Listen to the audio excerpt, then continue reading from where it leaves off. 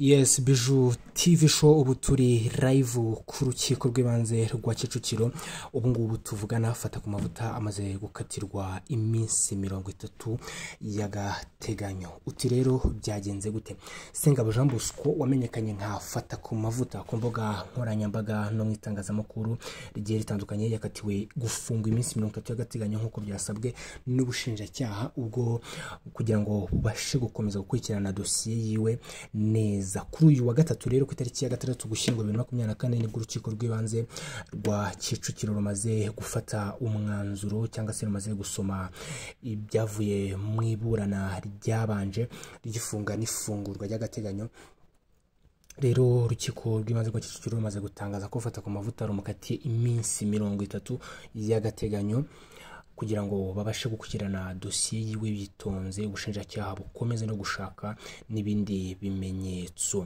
Ibi rero bivuze iki? Bivuze ko uwitwa fata ku mavuta cyangwa se Sengabo Jean Bosco ubu tuvugana agiye kwerekeza ahitwa Imageragere. Ubu tuvugana rero amaze gukatirwa iyo minsi 30 agiye kujya aho bita Imageragere, niho agiye gutegereza ko iyo minsi 30 igomba gushira kugira ngo abone kwemererwa kuburana mu mizi. Ubushinjacyaha rero bwagaragaje ko Sengabo Jean Bosco cyangwa se fata ku mavuta yatoye muri yombi kubera ibirego by'abantu birimo Mugisha Benjamin de Ben, Muyoboke Alex, Nduwimana Jean Paul uzwi nka Nopja ndetse na Bahati Makacha wamaye mu itsinda rya Just Family. Ibi ni birego mu kugaragaza ko fata ku mavuta yagiye bibasira mu bihe bigiye bitandukanye, agaruka ko muri bo ndetse n'imiryango yabo agenda yibasira buri umwe ku wundi ndetse bitamubuza no kwinjira mu miryango yabo.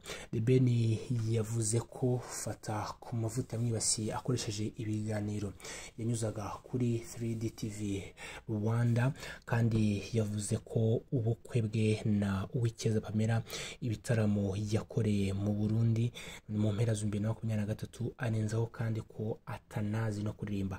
Ibyo bintu byose yagiye akorera uwitwa Mugisha Benjamin. Witwa Muyoboke Alex we ibyo bavuga ko yaba yaramukoreye mu bihe bigiye bitandukanye. Muyoboke Alex we yagaragaje ko fata ku mavuta yagiye amushinja kuryamana n'abahanzikazi yarebereraga inyungu zabo, ubwo no kuvuga ko yarababereye manager ndetse ngo yanatangaje ibyisenyuka ry'urugo rwiwe. Ibyo byose nibyo ashinjwa mu kuba yaravuze kuri Muyoboke Alex wamenyekanye cyane mu kumanaginga abahanzi. Rero aho fata ku mavuta byagiye bigarukwaho ko ari umwe mu bantu bavugaga ko Muyoboke Alex yitwaza yuko kumanaginga abo bahanzi akabasha kuba yaba yaryamana nabo cyangwa se bakora iyo mibonano mpuzabitsina. Muri dosiye kandi harimo ikirego cyatanzwe n'uwitwa Bahati Makacha wavuze ko fata ku mavuta yifatiye ku gahanga umuryango we, akavuga ko yashatse umugore mubi w'umudiaspora kandi unakennye. Ibi byose rero bifatwa nko gusebya ndetse no guharabika, ari byo rero kimwe nabyo mu byashingiweho ubwo yaregwaga ibyo byaha bigiye bitandukanye yagiye akorera abo bantu bagiye batandukanye ndetse no mu bihe bigiye bitandukanye.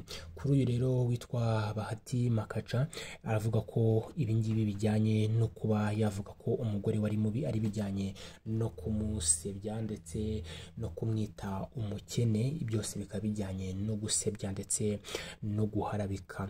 Ubwo rero fata ku mavuta ari imbere y'iburanisha yireguye kuri bimwe, agaragaza ko kuva kuri De Ben kugera kuri Nopja bose babaye inshuti ze z'igihe kitari gitoya. Bivuze ko bamenyanye mu gihe bitandukanye kandi byagiye bifata igihe kirekire. Uti rero byagenze gute? Yavuze ko kandi mu buryo yagiye afasha abahanzi barimo De Ben gutegura bimwe mu bitaramo byabo, kandi yemera ko ibyo byose yavuze kuri Meddy n'umugore we yashingiye ku buhamya uyu muhanzi yatanze ubwo yari mu gitaramo muri Leta Zunze Ubumwe za Amerika.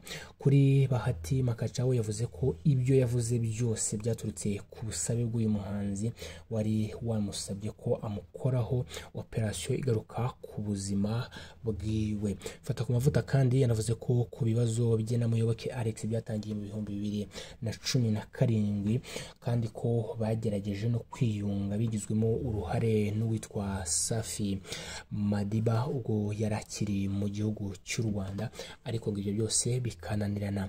Ariko kandi yibuka ko muri Kamena 2024 bigizwemo uruhare n'umuyobozi wa Isibo FM biyunze, ahubwo yatunguwe no kubona ikirego cyiwe cyageze mu rukiko. Ari kumwe n'umunyamategeko we Fatikaramu Jean Pierre basabye ko yapimwa ibiyobyabwenge kuko ibizamini bya mbere byatangajwe ko atigeze abigiramo uruhare, mbese nta burenganzira yatanze bwo kuba byakorwa. Bivuze ko rero kuba atarigeze abisinyaho iwe ntabwo yemera ibipimo byafashwe bivuga ku kijyanye na doze cyangwa se urumogi cyangwa se ibyo biyobyabwenge biremereye yagiye akoresha mu bihe bigiye bitandukanye. Fatikaramu yanavuze ko kandi igihe cyose The Ben yaba yarababajwe n'inkuru yamuvuzeho yari kwegera urwego rw'abanyamakuru bigenzura RMC bakamufasha gukosora cyangwa se gusiba inkuru yaba yaravuzweho n'uwitwa Fata ku mavuta. Fata ku mavuta yatawe muri yombi ku itariki ya 13 Ukwakira 2024 ndetse anitaba n'urukiko rw'ibanze rwa Kicukiro ku munsi wo kwa mbere ku itariki ya 21 Ugushyingo 2024. Bivuze ko hari hashize iminsi isaga 13 ari maboko y'ubushinjacyaha cyangwa se ari gukurikiranwa n'ubushinjacyaha afunzwe. Muri make nicyo bishatse kuvuga. Yitabye ku nshuro ya kabiri urukiko rw'ibanze rwa Kicukiro kuri uyu wa kabiri tariki ya 5 Ugushyingo 2024. Bivuze ko akatiwe iminsi 30 y'agateganyo amaze iminsi 23 afunzwe n'ubushinjacyaha cyangwa se atawe muri yombi n'urwego rw'ubushinjacyaha. Ubu rero tuvugana ubwo Fata ku mavuta amaze gukatirwa iminsi 30 y'agateganyo, bivuze ko ubu agiye guhita amanurwa imageragere. Ubu ngubu ntago yongera kuguma kuri sitasiyo ya RIB cyangwa se aho yarari mu gihe yaragikurikiranyweho ibi byaha. Ubu rero no kuvuga ko Fata ku mavuta ubu ngubu nimba ari nibishoboka ubu ngubu ari mu nzira zerekeza imageragere. Reka tugushimire, tugusabye gukora subscribe kuri Bijou TV Show, amakuru agezweho nakagaruka. Ciao ciao.